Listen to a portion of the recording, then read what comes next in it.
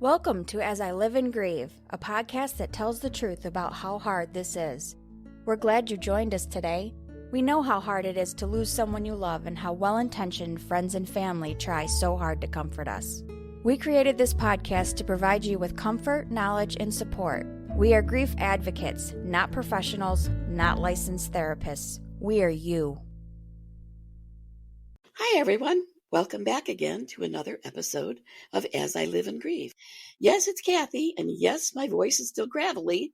You know, this upstate New York weather just isn't conducive to entering spring without some type of upper respiratory infection. So bear with me, and it will all work out very, very well. My guest today, I love. Of course, you know I love the arts. I love all of it. I love music. I love artistic art. I love writing. It's just really where I can dig in and allow my emotions to just kind of spring free and exhibit themselves and respond to various things. With me today is a true artist. And as you go through, listen for her website. You will love her art. The colors are bold, beautiful. I want a t-shirt. She'll not offer those yet, but we'll talk about that. With me today is Sonya Paz. Hi, Sonya. Thanks so much for joining me today.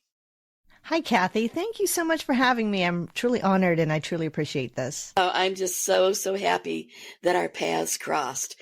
And speaking of paths crossing, how about if you start out by telling our listeners just how we met, how our paths did cross? I know I always find these type of greetings and meetings very serendipitous. So I recently launched another podcast in mid-February. The hosting media Buzzsprout has a group for users and things like that. So they're able to put together a Facebook group that has people sort of meeting. And if anyone here wants to share their story, or if anyone here wants a guest host or a guest speaker, or to just kind of connect, even if you're in the same type of field, then it gives folks an opportunity to sort of chat. And I think you introduced yourself in what you're doing with As I Live and Breathe.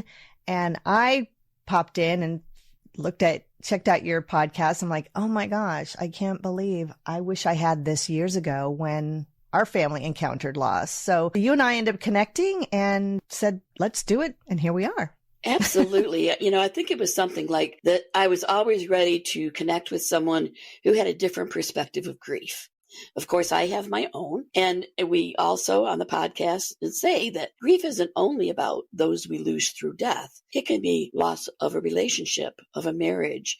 It can be loss of a lifestyle, loss of a job. For goodness sakes, even toddlers grieve when their favorite stuffed animal gets left behind in a restaurant.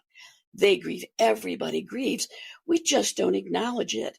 And for decades and probably generations, we haven't really acknowledged that we do grieve, that it's part of our lives. Now, certainly, most of what we deal with on the podcast is the loss of a loved one by death, because that truly is the most traumatic grief experience. So I said different perspectives on grief, and you jumped right in and mentioned your artwork, which, again, I love. So let's go right to that. Can you give us a little background now on your grief experience and how your art has played into that? Sure. Thank you. So back in the late 90s, I had gone through a divorce. I always call it once upon another life. And my ex-husband was diagnosed with cancer, and we kind of went through that journey with him. And we, meaning my two sons at the time, my younger son was 7 and my older son was 12. So it was a pretty hard time. And so it was a journey that we went through together. Unfortunately and sadly, he passed away in September of 1999. So needless to say, I wanted to do the right things for my sons and took one to one grief counselor, took the other to a different grief counselor, because my sons are two entirely different types of personality and they didn't like the grieving counsel at the time. So here I was coming back home from working a full-time job all day, taking one kid one place, one kid another place, and doing all this running around and just trying to get life back into a normal situation. I mean, as normal as as it could be. Right. And so here I realized one night, and I've always been creative. I've been creative since I was really, really little. And so I was exhausted one day. I mean, we were about probably 2.5, 3 months into him passing away. And then I realized I wasn't taking care of myself. I wasn't doing any That's a common grieving. issue. And I thought, and I have my art supplies, and they had been tucked away in a box in the closet. And I dragged that out, and I thought, I'm just going to start kind of painting away this angst or this sadness. So I started painting, and everything was kind of dark and moody and broody. And I thought, this isn't really the look this isn't the feeling that I need to express. So I tossed all that out, and I ended up getting some canvases and more supplies. And I was at the art store picking every single bright color off of the shelf there. I don't know, $250 later, something like that, with tubes and tubes of oranges and reds and greens and yellows and the whole kit and caboodle, and different brushes. And I haven't used this before. And I thought, let me just really kind of express. So my two loves of art, the Picasso Cubism style, where the woman's face is looking this way, but she's kind of looking this way, but maybe she's looking the other way. And American pop art, Lichtenstein, Herring Warhol, that kind of genre. So I started playing around and started kind of combining the two styles together, which ended up being what I call now a cubistic infused pop art. Oh, I like it. And so it was kind of and it's funny, all of my older works are really vastly different from now, but I was just reintroducing myself back into painting and drawing. So with that said, I started creating my own therapy through art. And I felt like I couldn't see myself after being with the kids for doing their grieving and everything, and waiting in waiting rooms and things like that. I thought I couldn't wait to get home from my job, get them fed, bathed, and in bed. So then I had time to create. So that was really nice. And I called it painting away my sadness, or painting into a whole new style of happiness. So yeah, nice. Was there a particular item that you painted, or was it just design or geometric? It was kind of a combination of those, all of those together. There was geometric and crazy things, big faces with martini glass bodies, and strange that this was kind of at the height of the whole Sex and the City thing also. Well, that actually followed shortly thereafter, but just big geometric cities and angled buildings and faces kind of embedded into that all. Yeah. And was it, did doing the art, the painting, do you think it was the distraction of focusing on something other than your grief that was helpful? Or do you think just having whatever emotions within you come out onto the canvas, which do you think was more effective? Both, actually, because it is a distraction and you're thinking about things as you're painting, and a lot of that could resonate into the artwork. And being that it's more abstract kind of allows that freedom to do that. Right. And then also just kind of embracing all of the colors and just kind of taking, going through a divorce, you end up having some unanswered questions. Well, a divorce, and then of course passing away, there's a lot of unanswered questions and things. So I kind of struggled with that as well. Why was this way? And why didn't I ask questions? Or why did we really have closure? So that really helped with all of these different things. Yeah. There was closure, I will say. Okay. And then my kids started seeing, Mom, you're doing all this painting, and what are you going to do with these paintings? And I said, well, right now it's just for me. It's for me to allow myself to feel and grieve.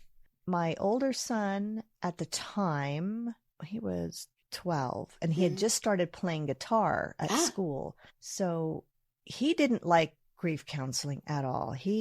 I'll bet. So I'm not going to, after a couple months, I'm not going to go. I don't like it. Whereas my younger son couldn't wait for those appointments. Really? Just couldn't wait to express. He's very expressive. So my older son, Andrew, he was playing the guitar, and really, really, I think that was his therapy, is to pick that up. And he's in his late 30s now, and he's You had still your art, playing he guitar. had his music. Yeah. Yeah. So it was, I think that's what he felt was a really good therapy for him Good. as well. Good. Huh. Yeah. Do the colors have meanings for you? They do. I mean, I love all of the colors. I have my own special palette that I've created, a certain shade of blue or a certain composition of pigments that make a certain blue. I mix my own green, I mix my own deep reds. Okay. And I've done different versions, like one more of cool colors, which are your blues and greens. And then there's your warmer colors, your oranges, your reds, your yellows. And sometimes I'm mostly in sort of a collection of all cools and heats and hots and colds and whatever, but I also love to just make the colors really contrast. So I did everything my art teachers told me never to do. A true artist you are then. Yes. Yeah. So, and I think when I was painting away my sadness or painting into happiness or whatever, that really seemed to release me was, well, this is what they told me not to do. And then I thought, why am I even going down that path? This is my journey and I want to do it my way. I don't care if the masters never did that. I mean, who did they listen to and compare themselves to? I'm sure that they broke some rules in the process. So that was really, it released a lot of that freedom. It just allowed, it kind of floodgates open. And then all of a sudden I had all of these paintings, these crazy, weird paintings. And now what do you do with them, right? Yeah. Sell them. And did you? I did. See? Actually, what's funny is because eBay at the time was a relatively new company and I was selling my art. I was selling things out of the house. You know, you'd go to garage sales back before American Pickers was a big thing. Yeah. You go and you pick up things and just for fun, it was kind of fun to watch a week-long auction go from some salt and pepper shakers you bought at a garage sale for 50 cents to being sold for $39 on eBay. Yeah. So it was more of the rush, the fun to do all that. But then I thought I ended up joining an art group that was started from a gentleman by the name of John Seed out of Southern California. He started this eBay online artist group with special keywords that you would use so that you can sell your art on eBay. And I thought, I wonder if anyone would want to buy all this stuff. Yeah. So I started listing, and that's how I got my following from people from all over the United States and beyond was through eBay. Interesting. So that, you know, when you're selling things like that, it kind of makes you want to create more. Well, yeah, it really validates what you've done. Something that you did just for yourself, for a very personal reason. Right, and all of a sudden, others like it too. That must have been an incredible feeling. Yeah, it was pretty interesting. And then 2002, I was working at Adobe Systems as a web technologist. And I always had to try to keep real creative jobs. So I worked at Adobe. Sure. I was a QA engineer on Photoshop 4, ended up being a producer on Adobe.com, and then worked through different groups, and then ended up in information systems as a web technologist. But in 2002, they disbanded our group because it was IS and it wasn't a big money making part of the, you know, they had scaled back a percentage of the whole workforce throughout Adobe. And I was selling art on eBay, and I thought, well, gosh, if I can double what I was doing part-time, then that would be pretty cool. I can do that.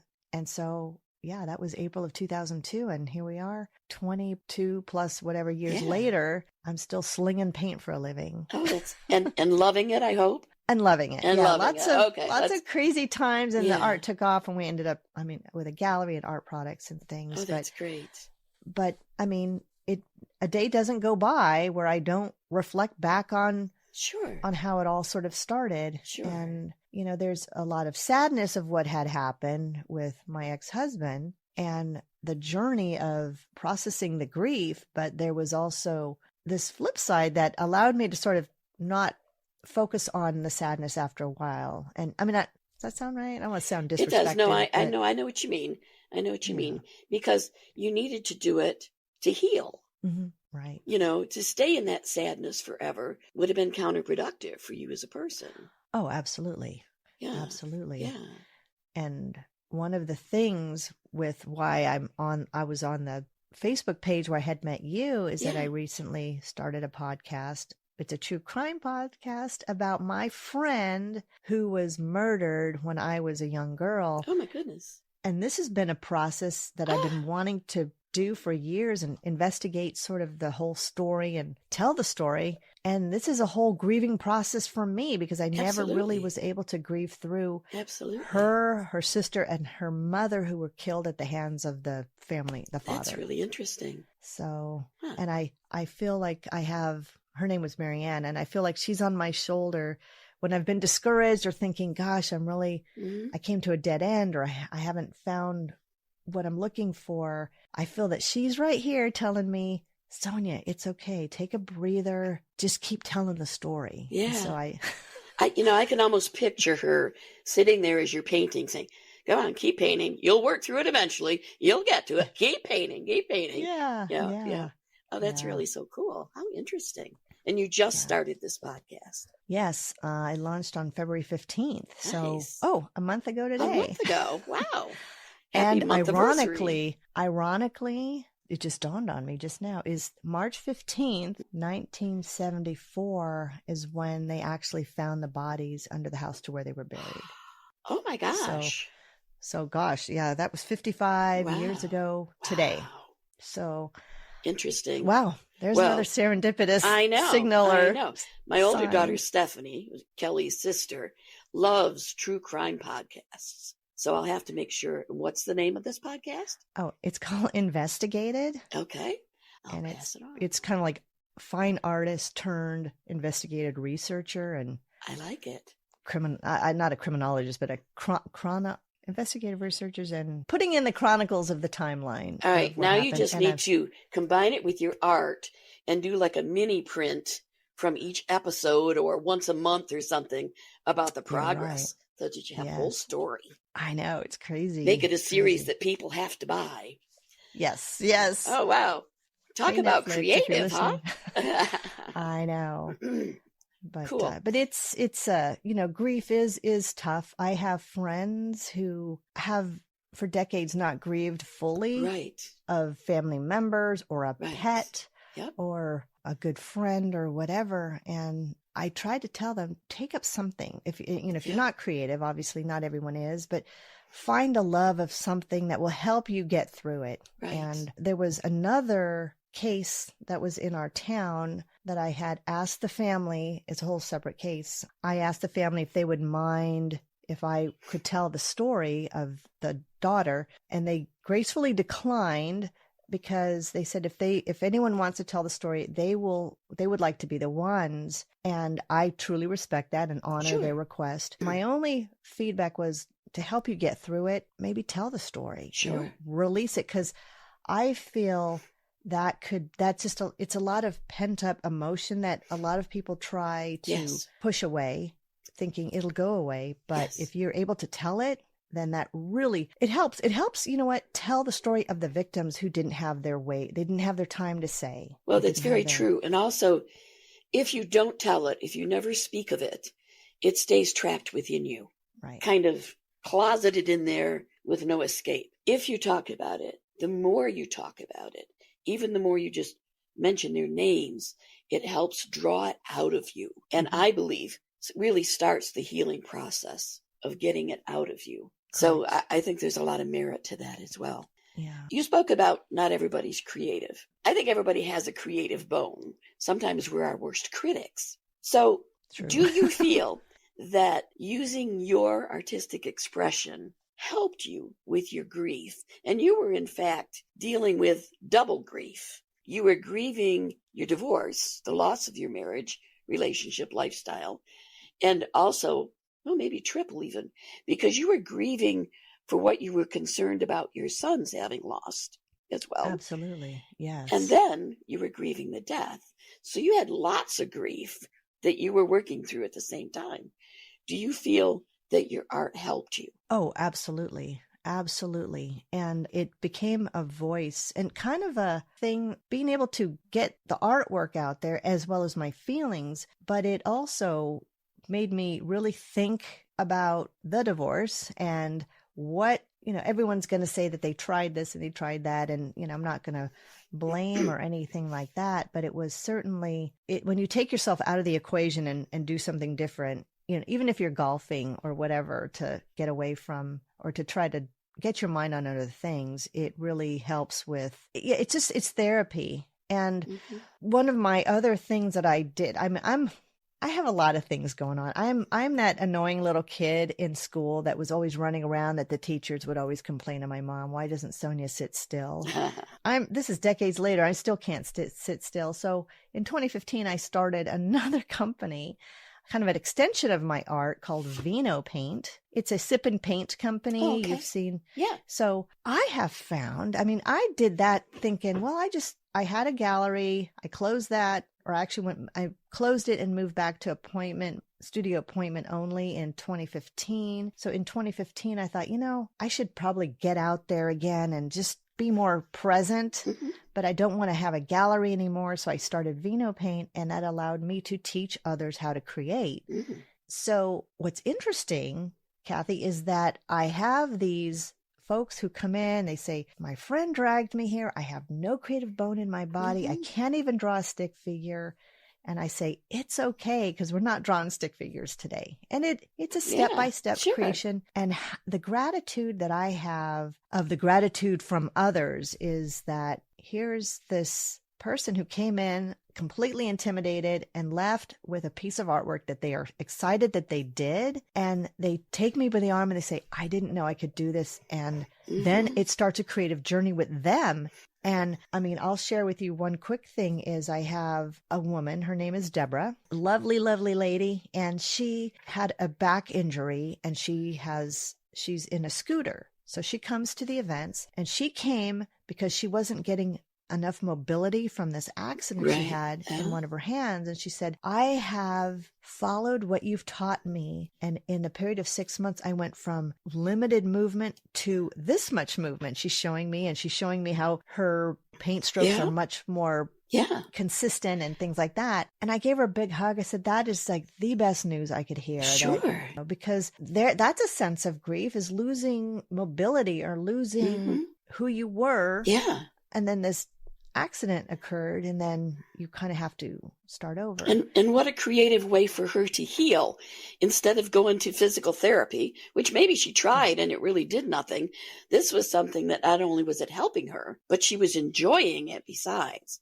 It wasn't a medical treatment. And you're able to have wine. Absolutely. And be with and it's that a whole right. Oh yeah, that's why it's called Vino Paint. Yeah. But she had, there's the way I conduct we'll do it in a wine bar or a restaurant or something. And so everyone has maybe 20 plus people there. Sometimes we have 8 people, and that's good too. Yeah. And I'm encouraging, and I don't want to be the art teacher that hindered my creativity. So, and I'll say, well, here, if you hold the brush this way or that way, and these things help. And then there's just a whole group of people that really help cheer you on. Yeah. Kind of like karaoke, Yeah, I've done those, and they're a lot of fun, and I've enjoyed them because they almost take it one brush stroke at a time. So it's easy to follow it. They show you something, and then you just kind of recreate that on your canvas. And it does give you this huge sense of accomplishment that you do have some creativity in you. Yes. You really and that's do. what I tell them. It's here. See, I knew that you were going to rock this thing. Sure. So. Yeah. No, those are a lot of fun. I've been to some that offer wine, and then to others that don't. And they're both fun. But it's nice to come out of there, as you say, with a canvas, something you've done like that. It's huge. It makes you feel very good. Now, I've been to your website, and I have fallen in love with your art. I think it's a combination of the pop art component of it and also the colors, because they're so vivid. And maybe part of it's because you do blend your own tints, your own tones. Yeah. At any rate, I find, first of all, your art is extremely affordable. I would almost say underpriced in some. I really would. And now, I'm not a huge art connoisseur, but many of the items I saw, I thought, oh, really? That's all it is? So at any rate, I'm going to encourage people at some point to go check it out. But I noticed in your artwork, you have painted a lot of hearts. So I'm assuming hearts have a special meaning for you. They do. I mean, yeah, I love, it's funny, the newest hearts I've been doing this last couple of years it's just me reinventing and having a good time. Mm-hmm. I also paint things with stars. I'll tell you a story about that too. And a lot of wine paintings and a lot of kind of crazy things. And that's been able to allow me to express a lot of personal things by hidden crazy objects and funny stories. Oh. But the hearts, yeah, they're multifaceted. A lot of the new stuff has incorporated lots of collage and stenciling, which I never wanted to do 20 years ago. Yeah. So the hearts are, it's just everybody has one, you know, and so, and everyone feels differently. And it makes me feel like there's something for everybody. Yeah. Well, there is something for everybody. I think it's incredible how you were able to, I won't say use your grief, how you were able in your grief to express yourself through your art and find something that allowed you to bring your grief outside of your body, outside of your mind, outside of your heart, and put it on canvas. And through that process to, again, kind of redefine yourself. You're right. And your entire life, because you were working those 9-to-5 type jobs. You weren't imagining your art supporting you at some point, or you living that artist's life. Yet here you are. And your grief was a path. It was your grief journey that brought you to this point. I think that's incredible. Thank you. You're sweet. No, I am just so glad we have connected. I love all my guests, but there are certain guests, and you are certainly one of those now, that immediately become very special, that I feel a very special connection to. So I'm just very, very happy about it. Unfortunately, though, our time is winding down. So this is the point in the podcast where I turn the microphone over to my guests, and I'm turning it over to you. Time is not a concern, so take as much time as you want. But this is your chance to speak directly to our listeners, and they are an international group of listeners. So speak directly to our listeners without me popping in with questions or trying to direct the conversation. The floor is yours. No worries. Thank you so much. Well, I just was going to ask you really quick. And when you went to one of the painting classes, how did you feel in that process? Well, first, when I went in, I have to say that I had brought with me in the trunk of my car a trash bag so that when I left, I could put the canvas in there and throw it in a dumpster on my way home. That was my mindset when I went in. No but way. When I came out, I felt much different. Awesome. Yeah. Have you continued that creative journey at all? No. Time isn't on my side lately to do that. I think the last one I did was probably about maybe 5 years ago. And that one was a little bit different because the person leading this had actually penciled in the design. So it was almost a paint by color. Right. And it wasn't as much fun. No. I didn't feel that I had expressed myself at all. Right. Yeah. I've seen that too. Yeah. But they're more fun when you go with somebody or with a group. They're more fun. Absolutely. Yeah. Oh, heck yeah. I find I have a headset that I wear because sometimes people get a little too crazy. Yeah. It gets really loud and Yeah. everyone's having a good time. So Yeah. I have to talk over them. Yeah. Oh, my. All right. Well, the floor is yours. Thank you, Kathy, so much. I appreciate that. And thanks again for having me. So my website is sonyapaz.com, and that is my art site where I have all of my painting, not all of them, but most of the affordable ones online. And then I have prints and we have watches and, oh my goodness, a whole slew of different types of products based off of my work.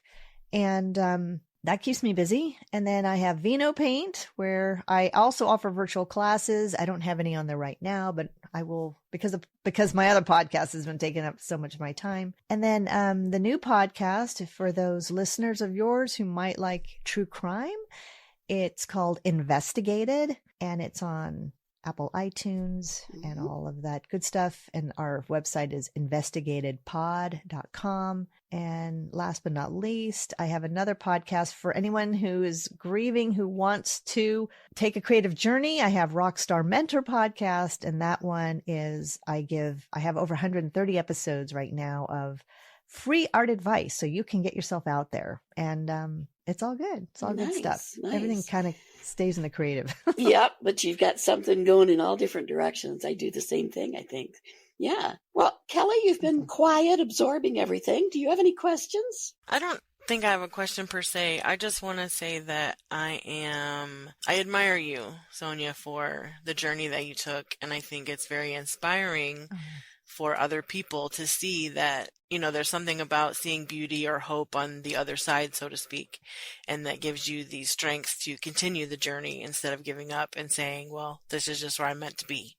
So I admire you, and I thank you for sharing that story with us today. I think it's really powerful. Awesome. Thank you so much. Well said. Well, good words. And I just wanted to mention too, is that it didn't end with my grief. It didn't end with my ex-husband passing away. Other family members, my father had passed away. I have aunts that have passed. My mom 2 years ago, our dog 3 years ago. And it's a continuous, it is.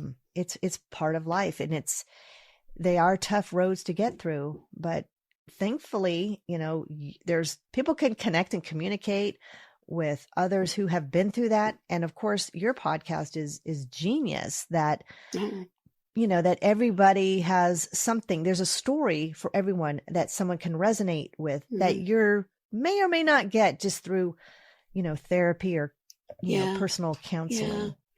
Yeah. We want people to know that, gosh, everybody has a different story. And there may be something in yours that resonates with someone. Maybe someone remembers how as a child in school they loved their art. And maybe they'll just grab a blank piece of paper and start to doodle. Mm-hmm. Doodling is art. Oh, yeah. It really is. I mean, doodling is art. I admire people that do these beautiful doodles. See? Yeah. Listeners can't see it, but Sonya just held up her notebook. And I would love to be able to doodle, but I think I restrict myself. I can't do it free. I can't just let my hand go free. However, there's a free form of journaling and writing where it's stream of consciousness writing. I can do that nonstop for an hour. It makes no sense. And I probably can't read it after the hour, but I can do it. But there are many ways out there, many opportunities to express yourself. You can go to the beach. You can go to the forest. You can go sit beside a creek or at a picnic table in a park and talk to no one. Talk to the air, talk to Mother Nature, talk to the grass, and get those words out of you. It's all a form of artistic expression.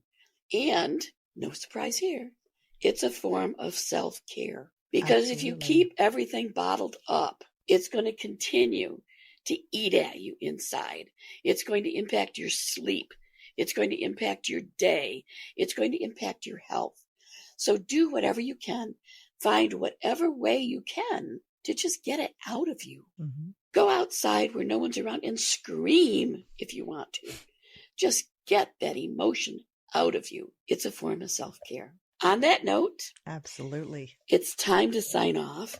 This has been a delight. As I mentioned, Sonya's information will be on the podcast notes. It'll be on our website. I encourage you to go look at her art and her website. She has a free gift on there. If you want to just go sign up for it, up to you. I love free things. But go look at her art and think about, as you got to her website, and then after you look at some of her art, think about what's going on in your mind. How is it making you feel? Those colors, I swear, are positive forms of expression. They will make you smile. It's worth a trip. It truly is. Sonya, I am enthralled with you. I will be watching for those virtual classes. And who knows, you may see me pop into one. You just may. It sounds like a lot of fun. And as well, you never know, there may be another opportunity for you to come back and be a guest again. That would be awesome. Thank you for being here. Thank you. No, you're fine. You're fine. And to our listeners, please come back again and join us as we all continue to live in grief. Thank you so much for listening with us today.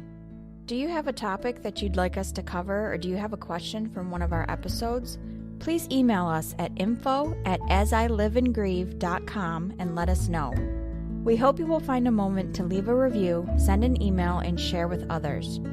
Join us next time as we continue to live and grieve together.